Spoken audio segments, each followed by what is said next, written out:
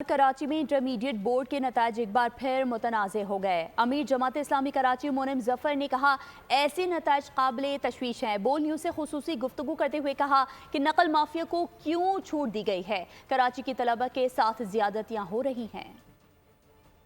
जिस तरह की सूरत इस वक्त तालीम के हवाले से पूरे सूबा सिंध के अंदर है, जाहिर बात है ये काबिल तशवीश है और ये एक तरह की तालीमी नस्ल कुशी है जिससे न सिर्फ शहर कराची के लोग गुजर रहे हैं बल्कि पूरे सूबा सिंध की हाल ही यही है। सिलेबस एक ही है, आया क्यों एक ही पेपर नहीं बनाया जाता, आया क्यों जो है वो चीटिंग माफिया को जो है नकल माफिया को छूट दी हुई है।